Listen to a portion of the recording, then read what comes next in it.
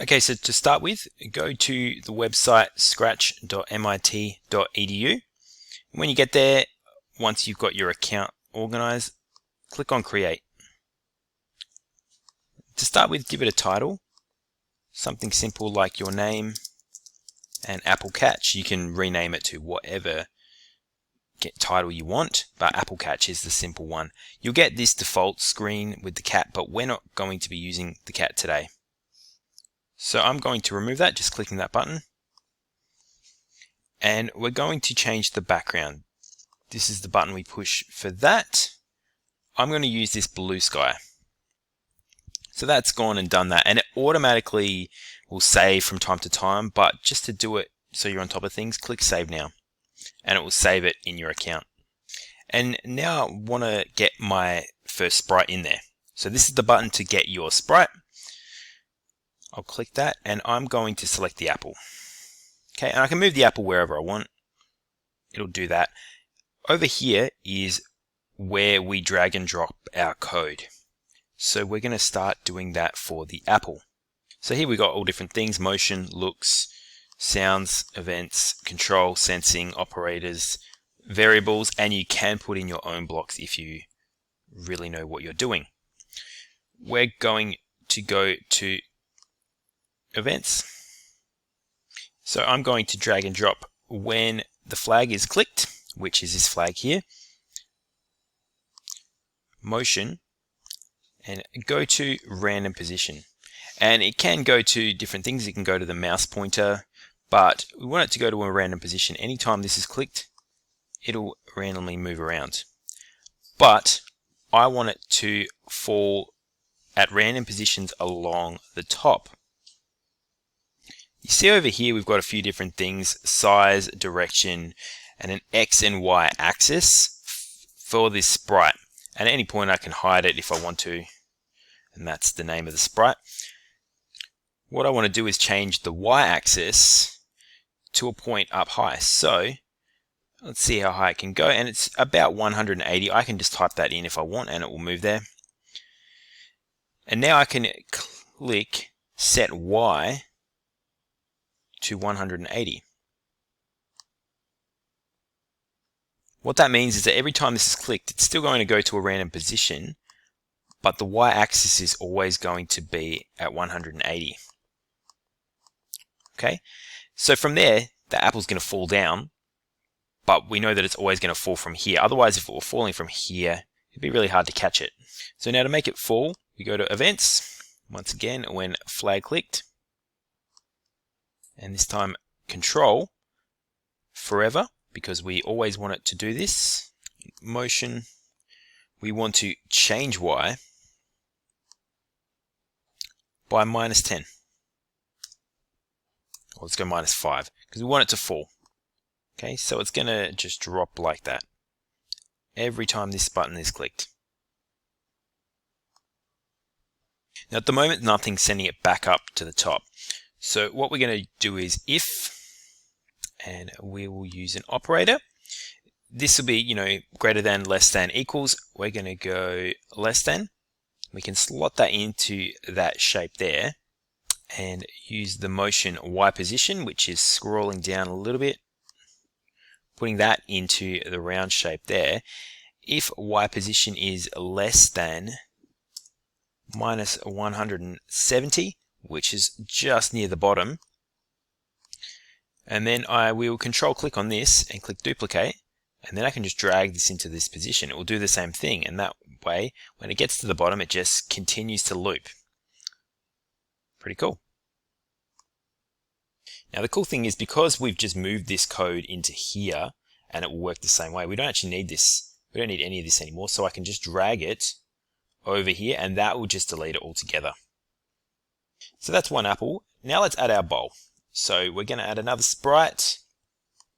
I'm just going to search it. You can scroll through if you want to. In fact, I've found it, but just as easily searching bowl will get us our bowl. And once again, it's just popped up in a random position. We can just pick it up and move it wherever we want to.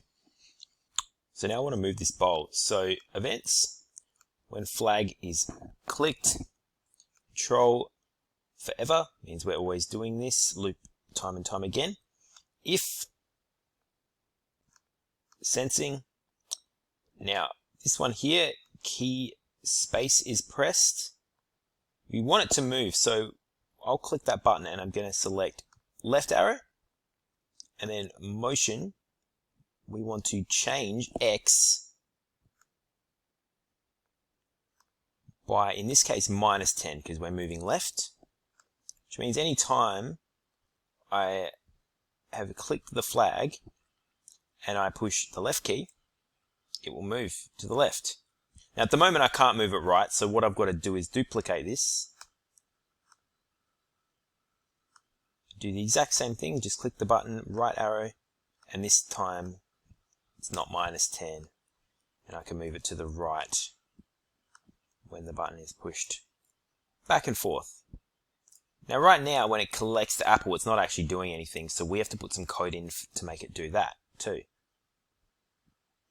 So I'll go back to the apple, and I'll just make a new one when the flag is clicked forever. If, and this time with sensing we'll go touching, rather than touching mouse pointer, we'll go touching bowl. And once again, duplicating these two codes, just those two there, and putting them underneath. So that way, when it hits it, it will go back up to the top. Now it's not doing anything, it's not giving us a score, but at least if we miss or we collect it, it's going to return to the top. I also want to add a sound here, so click sound, and at this point start sound rather than play, because play will just do it until it's done, but start sound just plays it and does everything else. And it's got a chop sound, so when it collects it, it makes this sound, and when it misses, no sound. Now this is the point where we can start to get the game to actually do something. So I'm going to move that up there and go to variables. We're going to make a variable. Let's call it score. And that comes up there. And it automatically puts the score up here at the top. And we want to set score to 0 when the flag is clicked. Okay? But it's also at this point of when the apple is touching the bowl, we want to change the score by 1. Okay? So that way when we actually collect the apple, our score will go up. And it will play the sound. But if we miss, it will still return to the top. And it won't change the score. Where we can make this game more interesting is by duplicating apples. And now with 4 of them going, just click this and they all come at random spots, and I've got to try and collect all of them. And my score goes up as I do. Now all of these are falling at the same speed, so I'll go to apple 2, and rather than change y by 5, let's go -7 for that one,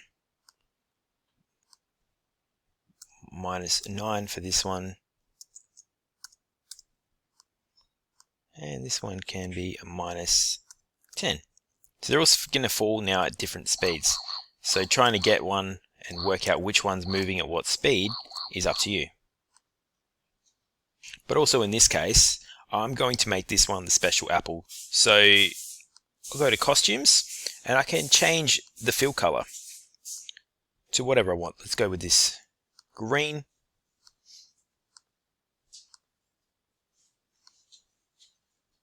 Let's go on to purple. There we go. So the green apple's here, and rather than changing score by 1, I want to change score by -1, or in fact I'll go, in this case, -3. So you want to avoid that green apple, which can actually send your score into the minuses. So you can see how this game can get quite challenging when you start to add a crazy amount of apples and then put in some variables such as the green one, and you may choose to add a few different green ones in there or different options that will change up the game. Now I'm going to add another sprite. This time it's going to be paint, and I'll do a text, for the costume. Just in black, simple text that just says, "You win."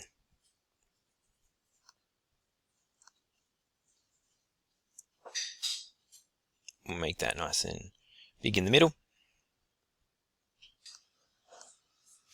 So with this, events, when clicked, do looks, and what we can use is hide. And we can then go wait until. There's a regular wait. You can wait amount of time. In this case, I'll go with wait until, and we'll go greater than. Let's go something easy like 10.